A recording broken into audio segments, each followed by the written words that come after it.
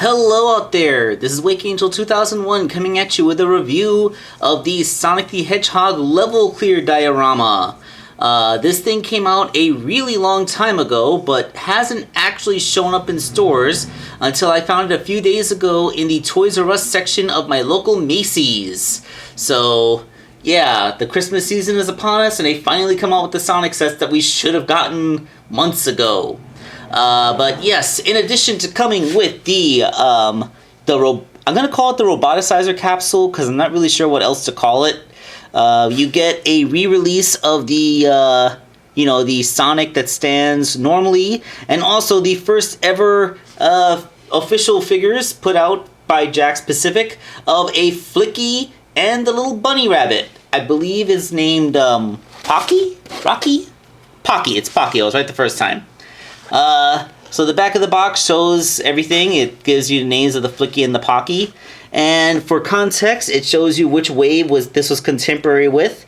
It was the one that had Rouge the Bat in it. That should go to show you just how long ago this set should have been in hand.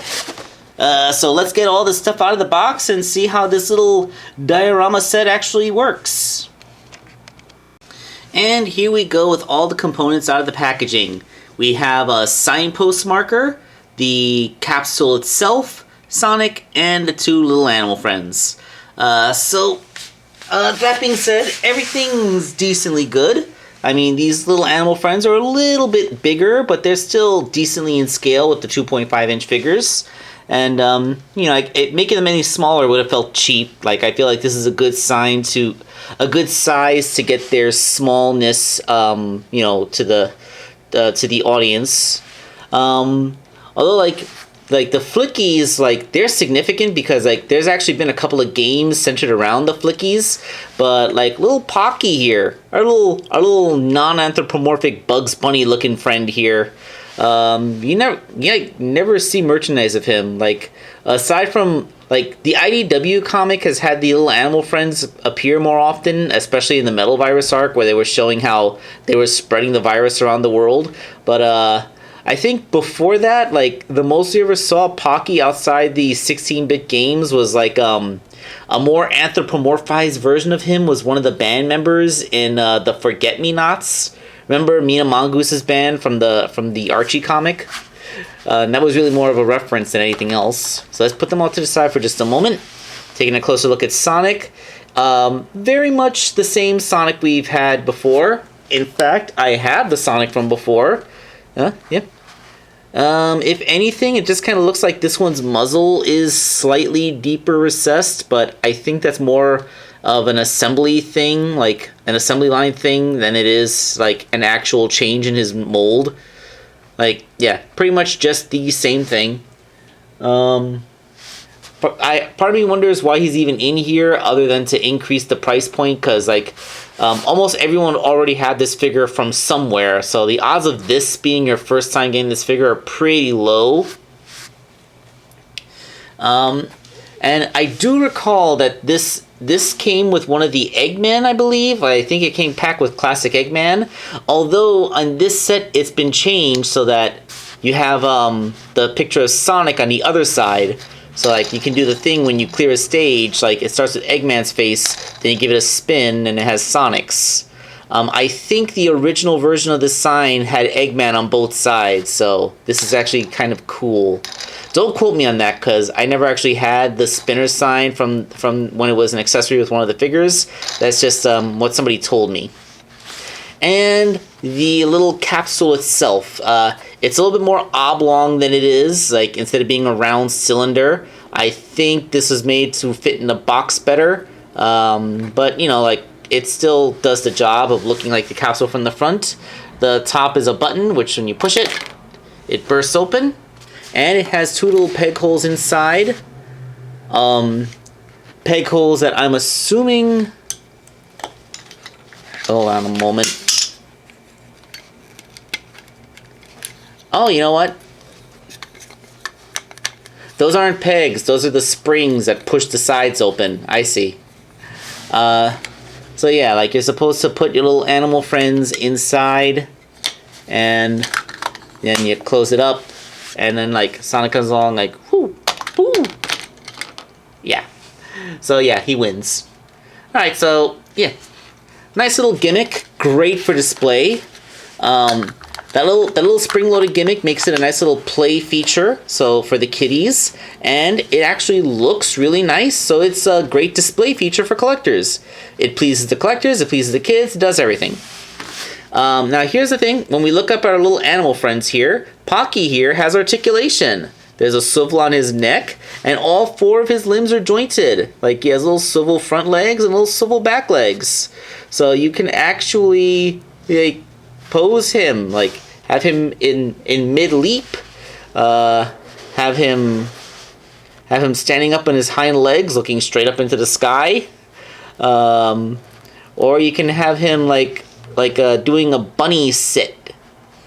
Yeah, so it's actually pretty cool that you have posing options with your little animal friend. That's kind of awesome. And okay, I'm going to address this. I understand that Sonic the Hedgehog got a lot of inspiration from old school cartoons like Felix the Cat, Mickey Mouse, the Looney Tunes, but the Flicky is just straight up Tweety Bird in different colors. This is straight up Tweety. It looks exactly like Tweety's profile. Like, I'm a sweet little bird in my gilded cage. Tweety's my name, but I don't know my age. You know, like, I thought I saw a putty tat. Like, this is just Tweety. It is literally Tweety with different colors. And he does have posability. He has a neck articulation. And, funnily enough, the wings move. Yeah, like both of them. Yeah.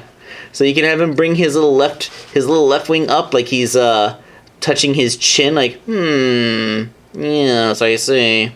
And this little abstract shape that's supposed to be his right wing, like, I have no idea what this is supposed to be. I can't tell which way it's supposed to be gesticulating, but it's rotatable, so you have that. His legs don't move, which is a little bit of an issue, because as you can see, it's somewhat difficult to get him to stand. The feet aren't perfectly flat. I'm not sure if that's if that's because there was a molding error or if it got warped in the packaging. But yes, little blue Tweety and non-anthropomorphic Bugs Bunny here are yeah, seriously, like, it's the exact same color scheme as Bugs Bunny too. These are so blatantly homaging the old Looney Tunes. Like, it kind of oversaturates the joke. It's like so obvious. They're so obviously Tweety and Bugs Bunny. It's a complete hilarious joke in its own right. That's a thing. Alright, so I guess the only thing to do now is to try and see how this looks when you put it on the thing. So here's the original Green Hill diorama. And you can peg the signpost marker in, which is good that it fits on pegs because normally the signpost, like its base is very narrow, so when you spin it around, it doesn't really want to stand up when you're doing this because the base is so narrow, but, you know, when it's pegged in, like, you can. Yay.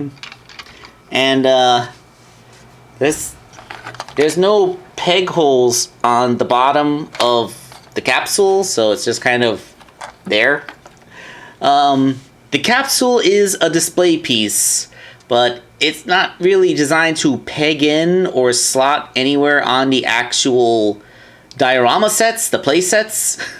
Maybe one of the other play sets would fit. I only own 2 of them, the other one being the one from Mania with the, you know. So, like, I don't know, maybe they'll eventually make, like, a boss fight play set where like, you can have, I don't know, it's just there. It's a nice little thing. It's just a standalone device. It doesn't need to peg into anything. So, fine. As long as it can do this, I'm happy. That's fine. That's all it needs to do. And we got our little animal friends, so that's 2 new characters. Does this mean that we need to get the little seal and the chicken and the chipmunk? Oh God, please tell me you're going to give us a chipmunk, because that chipmunk was the inspiration for Princess Sally, and I would kind of love to know that that Sega felt obligated to make that toy. Anything that reminds me of Princess Sally is just how I cope. All right, so thanks for watching this video review, and this is Wake Angel 2001 signing off.